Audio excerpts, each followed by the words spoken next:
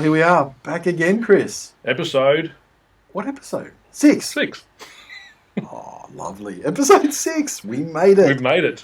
Never I know, reaching to yeah. double figures. I know, we're reaching for it. Episode 10, here we come. We're closer to 10 than we were 6 Awesome. episodes ago, or 5 episodes ago. Yeah, that's right. That's so good. We're on the right side of 5. I know.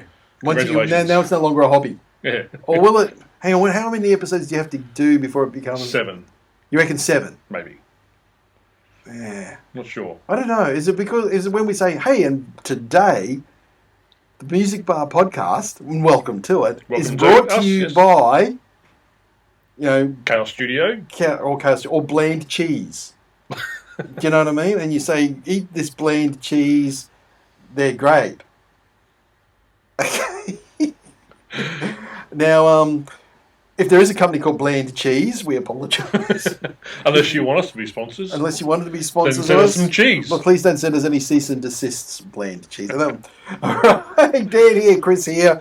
How you doing? How'd you have a good week, mate? Had a really good week, actually. Yeah, it's been good. That's cool. Yeah, really enjoyable. What have you been doing with yourself?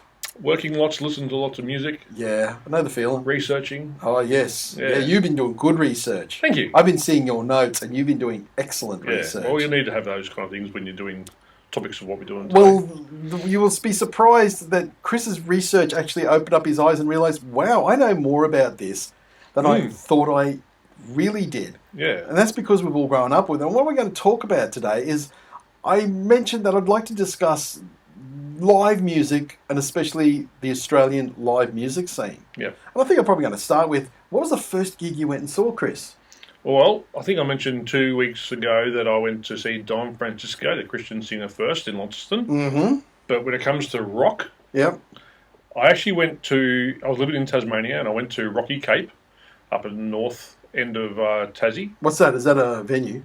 No, well, it's an outside kind of venue, yeah. Oh, It's okay, it's right. like an area. Yeah, okay. But they just put a concert, like a festival there. Mm-hmm. And the first live band I saw there, it was like a festival, and Baby Animals was headlining. Right, okay, so that would have been early 90s for you. Yeah, absolutely. And great concert. It was when Baby Animals were at their prime. I think it was only one album out at the time. That's all they had. Did they have a second? Yeah, we'll talk about that. They had a second, but no one knows about it. No. It's a secret. It's a secret. But yeah, so Baby Animals played. I can't remember most of them, but there was an old band who played as well, which I was really surprised how good they were. Mm-hmm. And they were called Horsehead. Yes. And they were Horsehead. from Melbourne. Yep, they were. Paul Christie from Mondo Rock was their manager. I remember they came out with a song called Oil and Water. Oil and Water. Bit of a rockin' tune, wasn't it? It was really good. And another song called Liar off the album. And then nothing. Disappeared. Problem with Australian music, it's hard. It is very hard. It's hard to maintain it. It's hard to get that radio airplay. Yeah. And it's hard to maintain it. And look, the way the Australian music scene worked was the touring. These guys literally had to get in the bus and go up and down the east coast of Australia.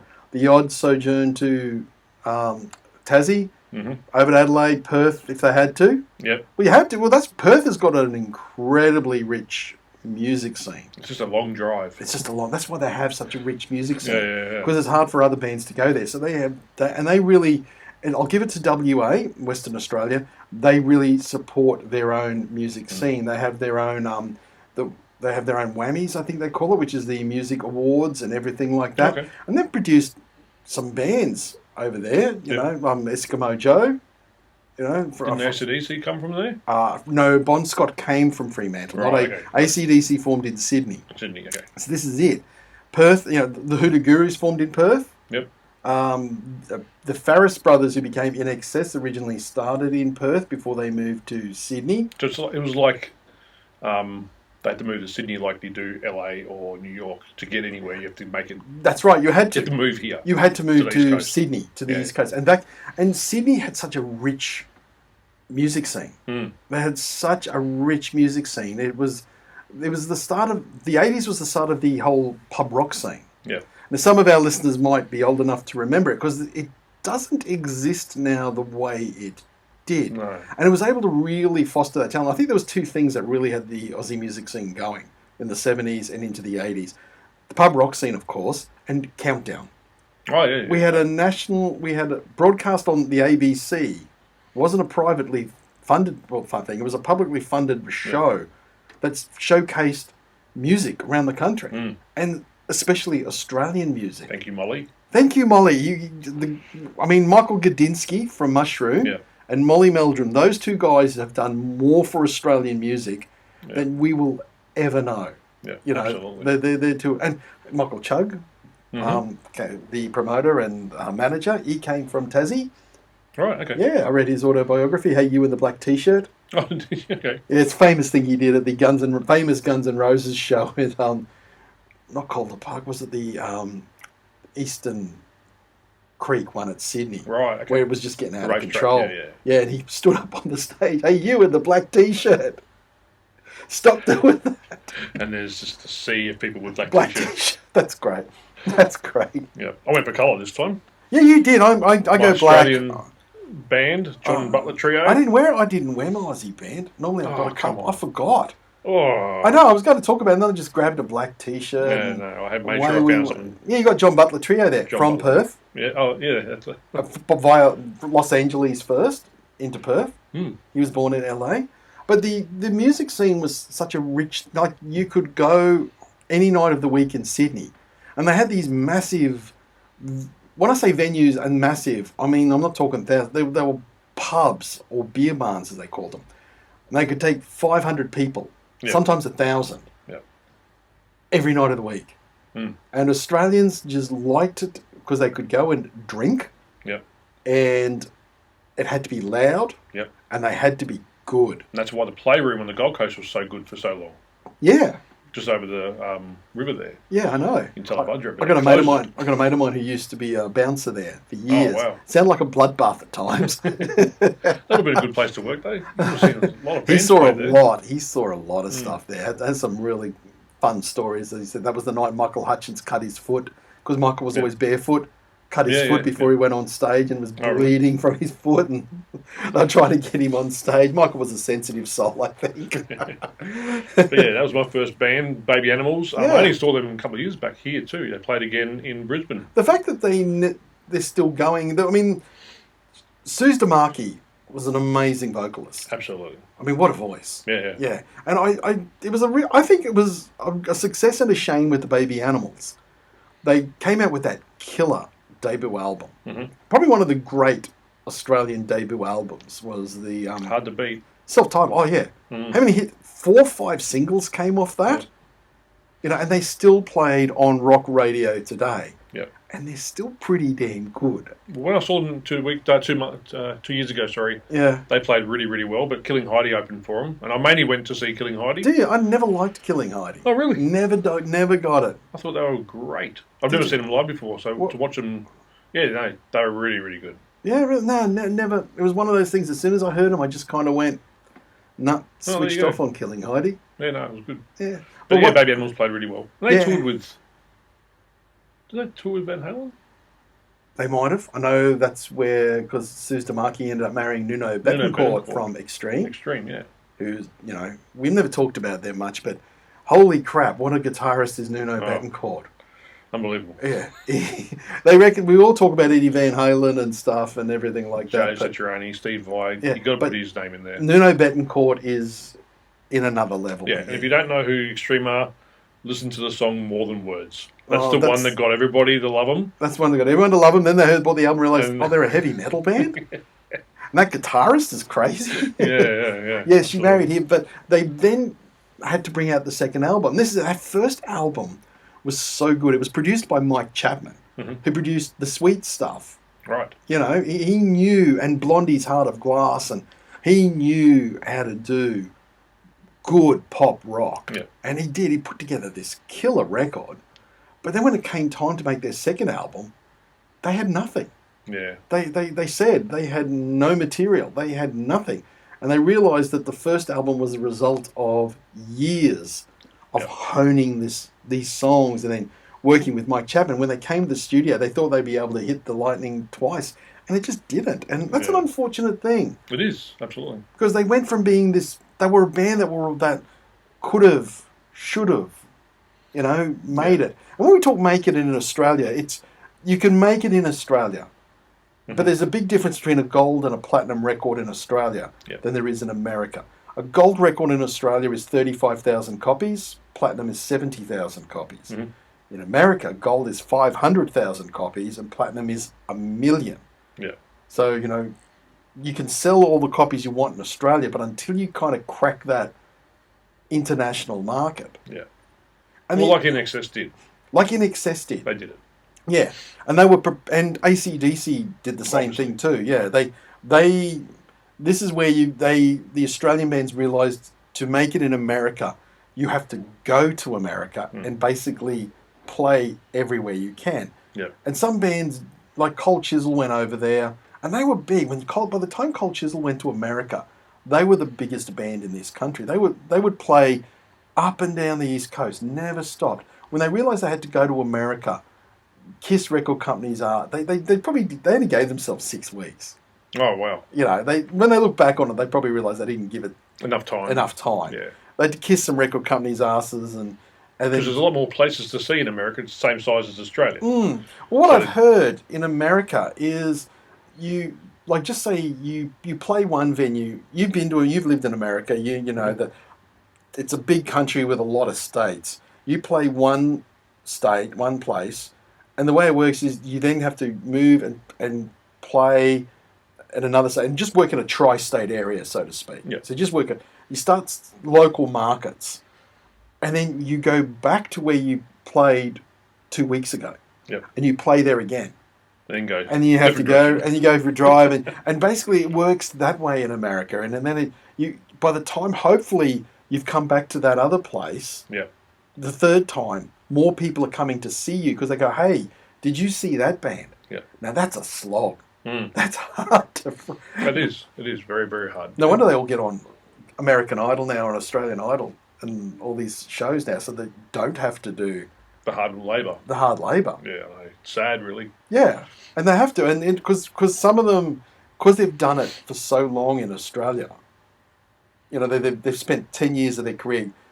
As I keep saying, up and down the east coast of Australia, that's where all the venues were. You literally, from Cairns all the way down to Melbourne, nearly every town had, every town had a pub. Especially when you got into New South Wales, they had those big RSLs and those big. Well, I saw ZZ Top play on the Gold Coast at RSL. Yeah, I know. They did a gig at Southport RSL. It's crazy to think that ZZ Top will play at RSL, but that's what everyone did back then. Yeah. And it's crazy. Yeah, it's just they're big enough in New South Wales. Those RSLs in Sydney, in Western Sydney, are just huge. Massive. Yeah. And as I said, they had venues that could hold 500 to 1,000 people. Yeah. Every night of the week, they could go in with a jug of beer, because sometimes they were so crowded, all you could get was your jug of beer and nothing else, and just sit there and drink your jug. Yeah. And the band up on stage, as I said, had to be loud. They had to play really, really well. So you see a lot of those Australian bands from the 80s. I remember seeing this Midnight Oil video from 1984, and they were on song. It was like one of the... It just blew you away. You just watch it and you just think, wow. Yeah. Not only was Garrett doing his thing, but the band themselves were as tight as a drum. Yeah. That just came from playing. What was the first band you saw? I went and saw Bruce Springsteen. Oh, wow. At the Nathan Sports Complex. So it's like a 50,000 seat stadium. That was my first ever concert. Wow. And so What Australian band? What Australian? The first Australian band. This is where it's... Okay, this is the story, because for the first... I always saw all the overseas bands, and always they had an Australian band as a support act. Yeah. And I've got to admit, I wasn't a massive fan of Australian music, and I think it's because they were always on the radio, like you said. Yeah. And it just didn't... And to me, the American bands always sort of had it a bit over the Aussie bands. As I've gotten older, don't get me wrong, I don't want to get any hate here. I will listen to Australian bands. If there's a music genre I'm into, I will look to see who's the Australian artist doing this. Yeah. It's all well and good to go and listen to an American band, but what Australian artist is doing this so I can listen to them? Yeah. Because most bands I see now are the Aussie acts. Well, during my research for this episode, I was writing down Aussie bands I used to listen to on the radio. And the list got bigger and bigger, and then there's always a couple of songs that are really, really good that still get played now, back from the 80s, and I still play them, but I'll never go buy the album, like I said to you, because I didn't need to. They were always on the radio. Yes. And it wasn't like the whole album was great in my mind. It was just one or two really good songs, like, for instance, great Aussie band Goanna. Yep. With their song Solid Rock. Mm-hmm. Whenever I hear that, it just sends me chills down my spine. I love it. Yeah, you love that song. It's a great song. Yeah. But I don't own the album, and I probably would never ever buy it. But I've got it on my phone now. But it's just a great intro, and everything about it is just great. It's really well recorded, and it's really well recorded. My kids really like it's the Mondo Rock song. There's No Time. Okay. The one that has the intro. Oh way, way, oh way, oh. Oh yeah. Yep. They love that. Yep. I'm thinking this is Mondo Rock. This came out in 1980 something, 3 or 84 or something like that, and they dig that. You know, that you say you're still listening. It's funny what you will still listen to and go, I really like that. Yeah, well, Angels and Boom Crash Opera, Onion Skin, what a weird title, but what a great song. Well, they were big, weren't they? Were big. They had big vocals, and I think there's a great documentary on the great Aussie punk band Cosmic Psychos called Blokes We Can Trust. Blokes You Can Trust.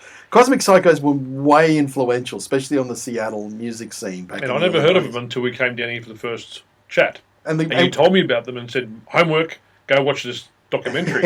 And I did. And I was blown away by this band, Cosmic Psychos, and their history. And even Eddie Vedder from Pearl Jam still says, these guys are the ones who started grunge.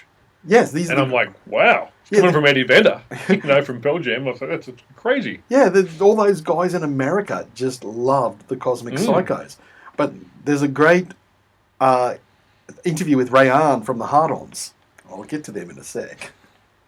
And Ray Ahn says, we've got such a great, for a small country, we've got such a great history of bands. And he listed off all these AC/DC, Rose Tattoo, Cosmic Psychos, The Birthday Party, Nick Cave, Cruel Sea, In Excess. Well, he didn't say In Excess. He was being punk, Yeah. But all these Aussie bands, Living End, that went really well overseas. Silverchair. They went well overseas. They went real well overseas. Yeah, all these Aussie bands we've produced all these great bands for a small population. Yeah. He said, you go to somewhere like Germany with 90 million people. How many great bands has Germany produced? They've produced a few. Yeah, but worldwide, internationally. Yeah, and international success like In Excess or, like anything like that. And, AC/DC, you can't go past the success of AC/DC. Yeah, of course. It's, it's beyond... I think, though, with them too, it helped they moved to London. They went and moved to London and that would have helped. Yeah, that's what it did. They did. They went to Europe and toured England, and then they went to America and just kept hitting, like I said, playing wherever they could play. And AC/DC didn't always need the big stadium show. They had Angus.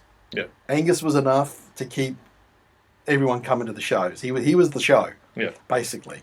They always sort of maintained it that he was the centre figure of the show.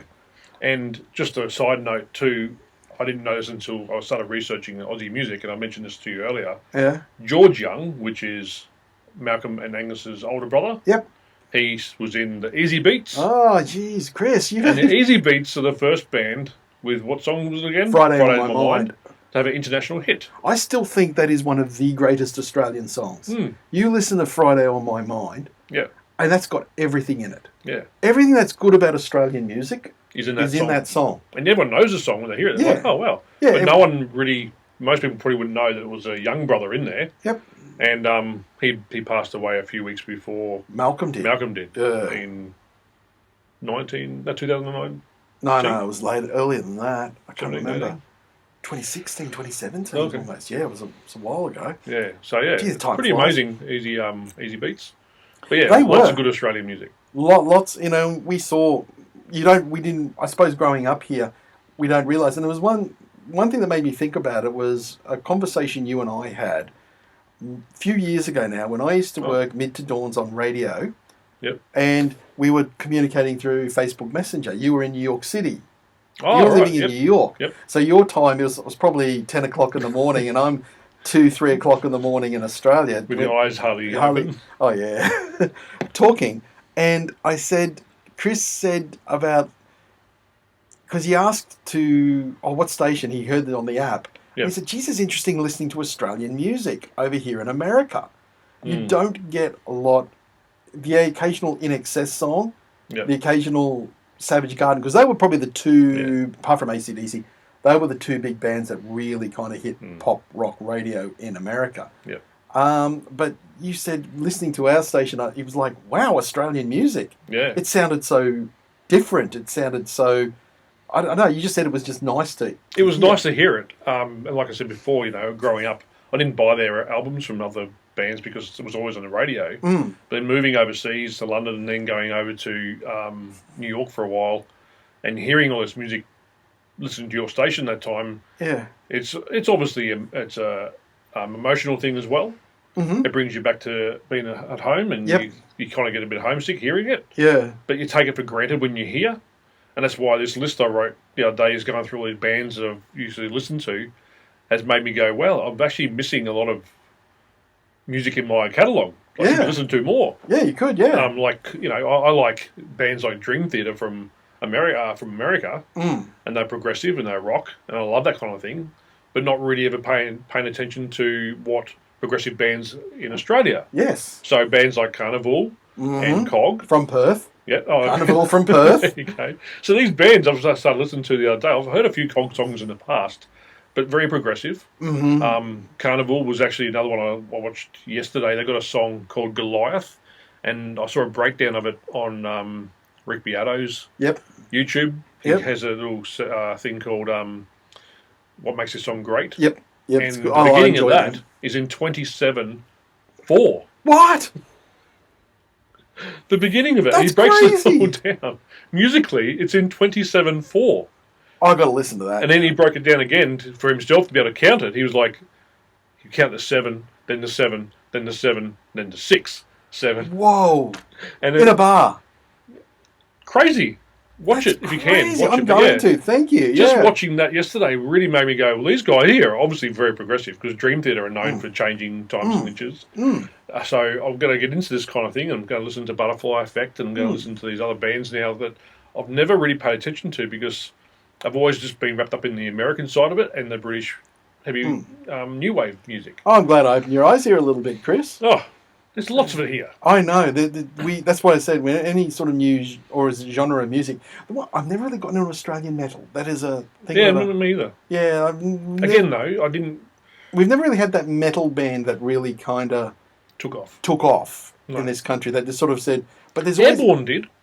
Oh, but I don't listen to them either. No, I've seen them live, but they're pretty good. But yeah, no, to me they're like a AC/DC clone. Oh, they're an AC/DC clone, all right. I think, but it worked. But the weird thing about, all right, if we want to get into the subgenre, the weird thing about the metal scene in Australia is it's got real local kind of followings. Yeah. Like for years, Canberra had a real local metal scene. Yeah. And they had bands that formed in Canberra, would play and people would go and see them. There was a real local metal scene in Canberra. Melbourne has always had a metal scene. Yeah. It's like any metal band tours Australia, they're guaranteed to sell out in Melbourne. They will always get a crowd, and even the big ones, they'll always sell out the first show. Yeah. They'll always do at least 2, sometimes 3 shows in Melbourne. Where we live, Brisbane, there's a metal scene, but not what we have in Melbourne or Canberra. And the Sunshine Coast here in Queensland had a real hardcore scene a few years ago. It probably still exists, right. But those real kids or the screaming sort of kids like in Parkway Drive who are from Byron Bay. Yep. And these guys do well. They play gigs and they play in things like skate parks and stuff like that, and they do really, really well. Yeah. So, I think the metal scene in Australia was always very niche. Yeah. Very, very niche little market. The punk scene in Australia was always very good. Mm-hmm. Melbourne had a great punk scene. Right. Brisbane had a great local scene, which sort of moved from having living under this totalitarian government we had in the 80s with Joh Bjelke-Petersen. However, most musicians end up having to move to Sydney Yep. The first band, and you know you're going to give me an hug, is Powderfinger proved you didn't have to move to Sydney. Yeah.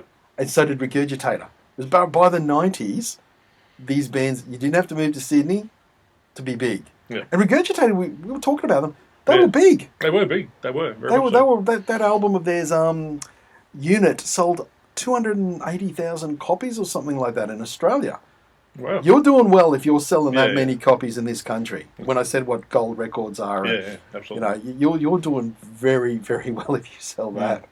I think some bands are like, if we sell 5,000 copies, we're doing pretty good. Yeah. You know what I mean? Yep.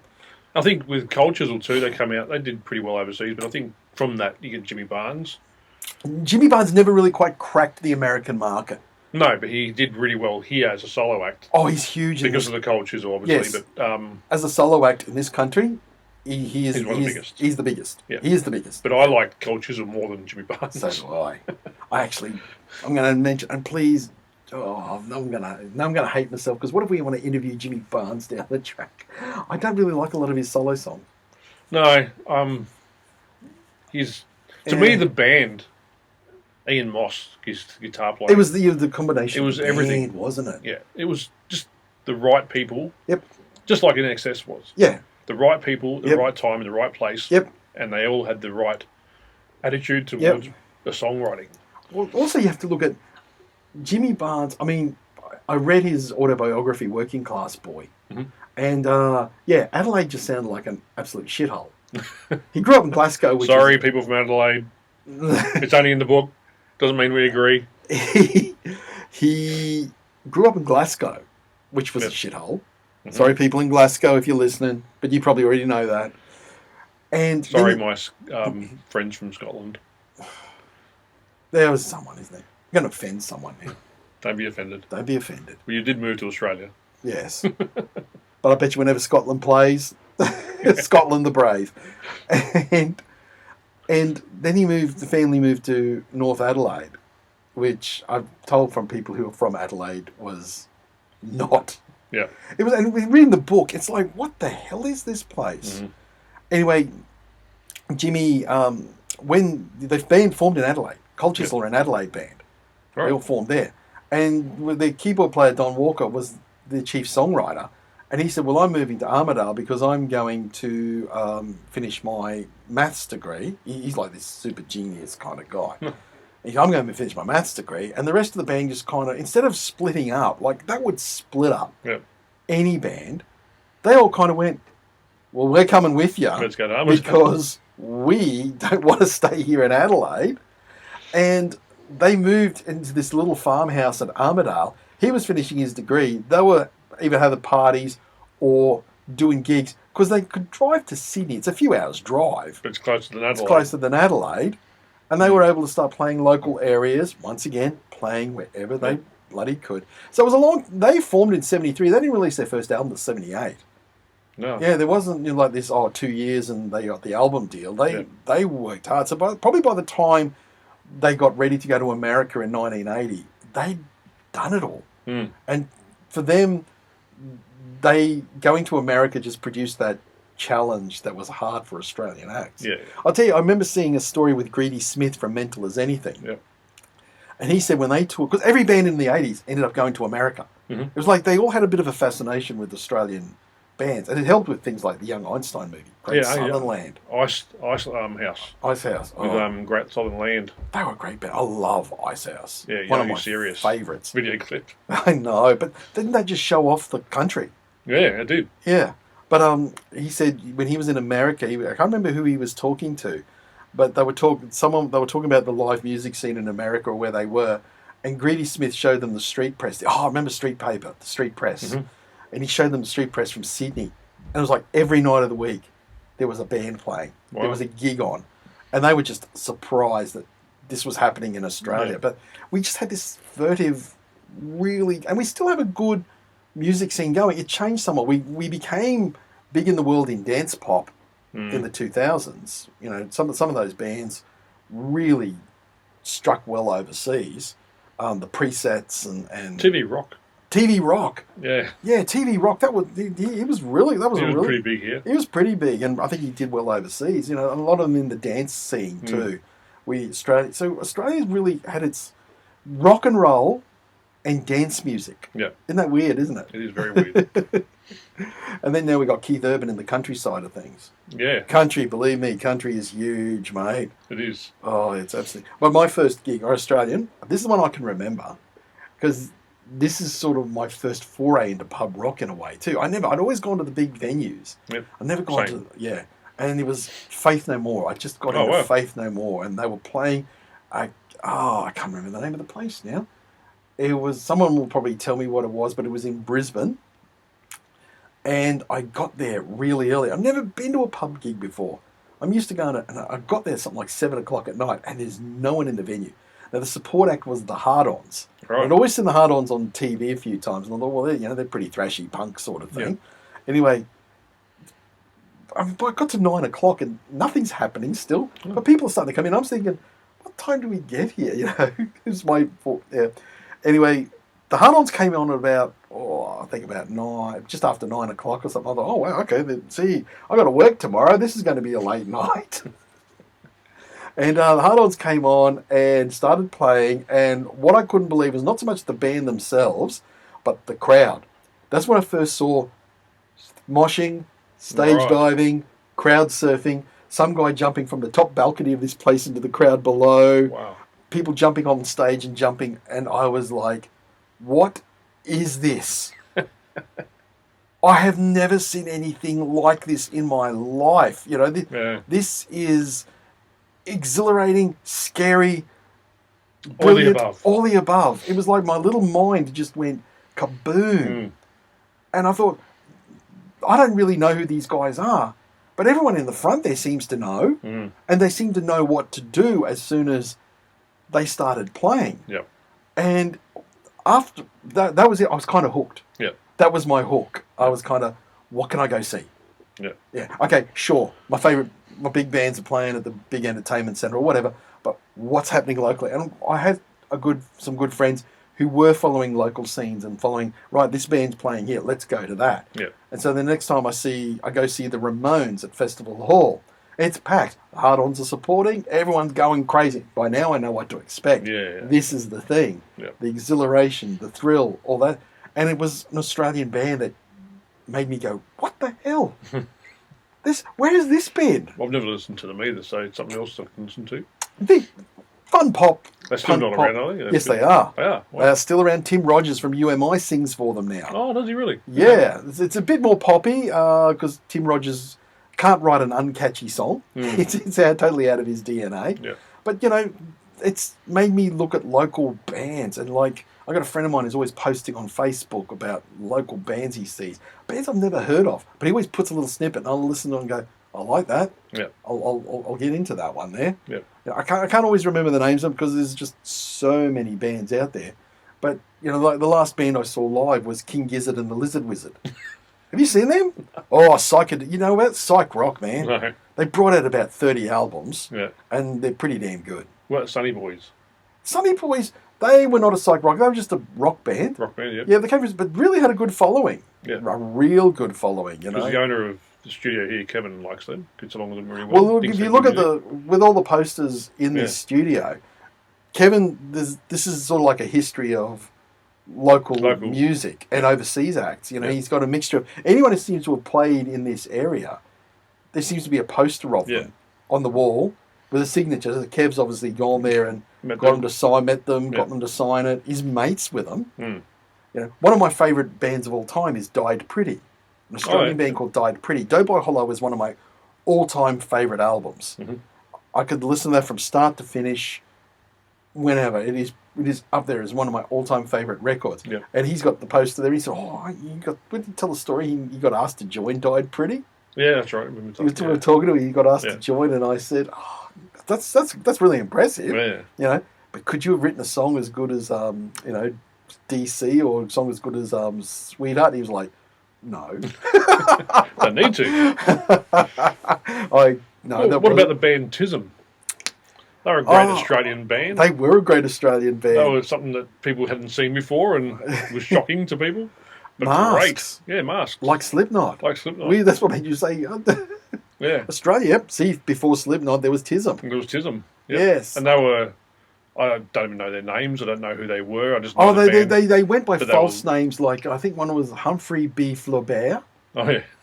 And I can't remember who. But they were lawyers. They were doctors. Yeah, one of them was a teacher at one of Melbourne's top private schools. Yeah. And when we talk in Melbourne private schools, we're talking $30,000 a year. Ivy League kind of schools. Oh yeah, Melbourne's private schools. Yeah, you got private schools in the country. You had no idea who these people were because they all wore masks. Yep, because they didn't. But they had really fun songs, and they were really anti-authoritarian songs, considering the type of guys they were. Yeah, lawyers and whatever. And they were also a little confrontational too. Like, I mean, he'll never be an old man River. I'm on the drug that killed River Phoenix. Yeah. I don't think that song would go over well in America. Even now, it probably wouldn't go very well. It wouldn't now, would it? No. I actually was listening to one of their songs the other day, Greg the Stop Sign. Oh, yeah. I love that one. That's great. Greg the Stop Sign. You know, that's a great song, you know. And they wouldn't do interviews. If they did interviews, they did them by fax or they did them by... I know of one interview they did on a football field, and we're talking Melbourne, so it's one of the ovals, and they did it via semaphore. I don't know how you could. So they kept this whole, but they were. And I saw them live once. Yeah. And yes, they had all these guys on stage, and I thought, and they all wore these masks, but they had weird attachments, and it's like on a big day out, so it's hot and it's summer, and you just think they must be dying up there. Yeah. They must be absolutely dying because they were jumping around. Yeah. There was no one standing still, and they always had people, like members of the group, come up like dancing. Some of them didn't even sing or play an instrument. They would just dance. Or hold up signs and saying, weird things on the signs and all that sort of stuff. Great.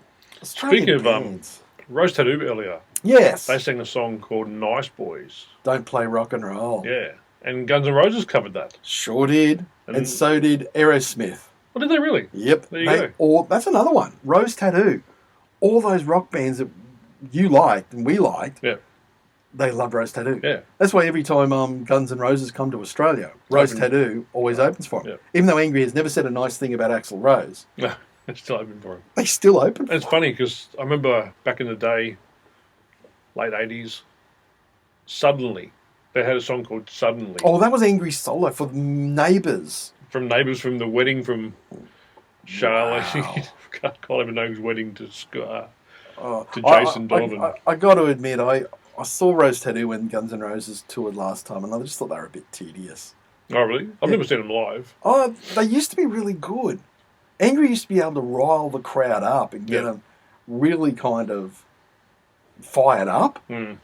And, I saw them when they supported Aerosmith back in 1990. Then we got the crowd fired up. Yeah. To the point where I went, and ran out the front and jumped over all the people in the expensive seats, Yeah.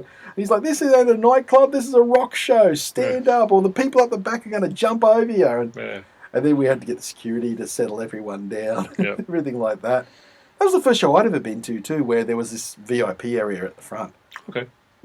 Up until then, that was a new thing. You paid your ticket and you tried to race up the front as best you could. But, definitely, that was one of, that's a different thing. Mm. Yeah. That's what I liked about the democracy of the pub gig. Everyone just gets in there and you're sweating and a lot of sweat.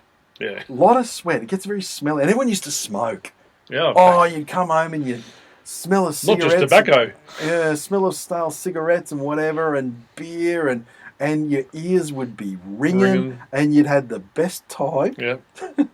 I got punched in the nose once in a mosh pit. I've got a Blunston boot in my nose once. Wow. Mm-hmm. What were they doing? Crowd surfing. Oh, okay. Not very well, apparently. No, not very well. And you got the Blundstone boot in your nose. Yep. But you don't care. It happens. You're like, that hurt. But okay, that keep hurt. Going. Yeah, I got punched in the nose, and the guy turned around. Bigger than most. I used to throw them up in the air. People would tap you on the shoulder and point up. So I'll put because you're a big guy. Throw them up in there and all these. I'm short, so I'm all my friends are tall. I've noticed that. Yeah. And when I go to a gig with you always got one big tall friend standing behind me. No, I'm throwing people up there. I've helped them up, and do that sort of thing. I've gotten in the mosh pit. Then Pantera, it got a bit scary. Yeah, I didn't mind the Pantera one. I saw them in '90 on the Far Beyond Driven tour in Melbourne. I met the whole lot of them. Got them to sign a CD for me and saw the concert. Yeah, I got the beer. I was so thrilled with myself with that. Yeah, that was a good concert. That was really good mosh pit actually. That was good. But like I think I said before, I don't want to go in a not pit. That's scarier than I think Pantera. Oh, we've digressed. Hey, just back on the Aussie. I don't know if I think I might have mentioned to you this off air about when we were talking about this. I think the first band that really kind of pushed the pub rock thing was the Angels. Yeah, you could probably go back before to Billy Thorpe, and they reckon the old story is Billy Thorpe and the Aztecs played so loud at the Coogee pub that Coogee Beach pub that they killed the fish in the fish tank. Oh, really? That's the story. They had this big fish tank there, and the fish all died from the noise and everything. But apparently, when the Angels first started, there's a story that they played a gig, and they started in Adelaide too, another Adelaide band. And Adelaide had some pretty blood and guts venues, real blood and guts places.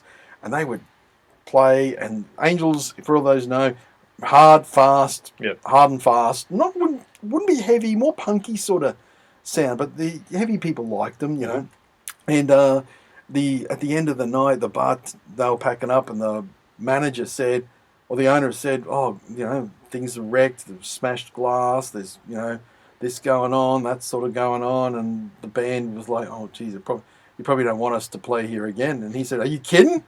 When can you come back? They drank the bar dry. I want you guys back." And that's when you kind of know, a lot of alcohol was involved with it, of course. I remember there was this great display on at the old Gold Coast Arts Centre of the Playroom, the history of the Playroom. And it was wonderful. I was with my kids, because I'm sitting there going, I went to that show, and I went to that. But there's this wonderful photo and this goes to show how things changed in Australia. There's this photo from 1970 of a band playing. I don't know who the band was, but they all had the big wide lapels. Oh, really? Oh, yeah, the mustaches and big sideburns and the big boots. And it was a dance. They were dancers back in those days. Before it became the pub rock thing, they were dancers. And people were actually dancing at this show. 1970 at the Playroom. Then it's sort of like there's another photo then of a Jimmy Barnes concert in 1990 when he just brought out the Two Fires album. So he's not quite big. He's trying to still crack America, but he's still this massive star in Australia. Yeah. And he's playing this gig at the Playroom, and it is like seeing Jimmy Barnes in front of a crowd of sardines that are still alive. You can see people were just crammed up like this, like you couldn't move. You couldn't move. And I thought in 20 years, that's how much it completely changed, And will we get those days back, Chris? No. The way things are, you don't think we're going to get that? Very sad, but I think we will. I don't think so either. No. I went to see at the RSL where ZZ Top played in Southport. Yeah. I saw Noiseworks. Oh, yeah. And they were great. That's a good room too, that one. That is. Yeah, really good. And they were a good band. They got some good hits back in the 80s. They had good hits, yeah. They were a good really singer, good band all up. And then Choir Boys. Choir Boys. They, Mark, I forgot, Mark Gable. Gable, yeah. He talks a good game. Yeah. But they had some really good hits back in those days. Oh, Run to Paradise did more for that band than anything else, They, if any band has run on the success of one song, it's them. It's them. Yeah. Oh, yeah. And Noiseworks had a bunch of good songs. Who else I was trying to think of? Do we need to kind of mention Little River Band? That's another one. Little River Band. John Farnham only sang with them for about 3 years, I think. Yeah, but they were the first. They were not. Them and Air Supply. Yep. And there's mainly Little River Band. They were one of the bands that really cracked America first in the 70s. Oh, okay. Yeah. And they did that.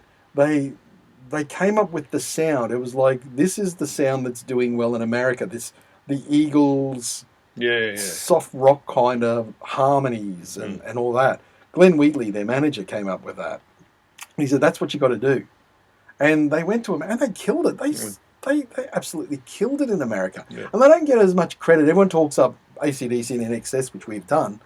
But Little River Band, they were like a band that really kind of...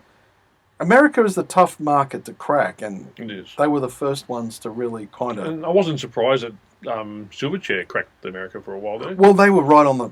But they changed their style of every album was so different to each other. Yeah, by the time they got their third album out, they were changing. Yeah, Diorama, I think it was. No, that was Neon Ballroom. Diorama, the fourth one.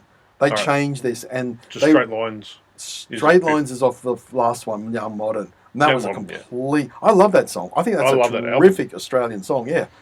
But that didn't keep them going in America. No. It's funny, you watch things from America and they'll say, oh, look at this, whatever happened to Silverchair? Yeah. And it's like, well, if they reformed in this country, they'd sell out everywhere they went. Absolutely. But in America, they kind of certainly had their moment. Yeah. And then because they didn't maintain that sound, and also that sound grunge didn't keep popular in America. No. By the late 90s, it was all boy bands. Yeah. It was like, what the hell? It went from rock and roll to Backstreet Boys. Did I ever tell you I saw an article once about the greatest boy bands of the world? And how can we always go back to the boy bands, Chris? Do you know who number one was? Which is the weirdest thing in the world? Like Jackson 5 was in there, obviously. Oh, right, yeah. The Osmonds? No. No? You won't ever guess it. Oh, right. Well, do you tell me that? The Beatles. Why are the Beatles categorised as a boy band? I have no idea. It was the weirdest cover of a magazine I'd ever seen. I was like, Beatles number one boy band. I'm like, wait a second. They're not a boy band, but they beat all the boy bands. Is it the harmonies and all that sort of stuff? I have no idea. I didn't buy the magazine to read it. I was just dumbfounded by it. Well, we have really digressed down. We're talking about boy bands and the Beatles. We've gone away from this Aussie music. But yeah, no, that's what conversation is. Oh, look, look, I know we've only just scratched the surface of this Australian music. I'm talking about this now. It's like, well, wow. I'll go away and listen to more because I'm going to listen to more music now. Yeah, we'll come back and talk about this another episode. Yeah, absolutely. Because I think there's just so much. When you mentioned bands, it's like, oh, that one I remember them, and that one I remember them, and there's a lot that on the sidelines that was still very good, and all that sort of stuff. And to viewers, if you got any bands from Australia that you want us to listen to, just put them in the comments. Let us have a look at them, and then we'll come back and discuss it down the track. Yeah. Any songs you think we should listen to? Because not every band has a whole great album, but they might have one or two great songs. Mm-hmm. So, we'll listen to them. We love it. I just know when I used to work at the record store, and we got that Icehouse Greatest Hits album come in, and we put it on, and you're just like, one hit after the other. Yeah. And you're like, wow, these guys had some hits. So, absolutely. And we're lucky. We're lucky to have these great bands that we can listen to without having to rely on the overseas markets, which so many other...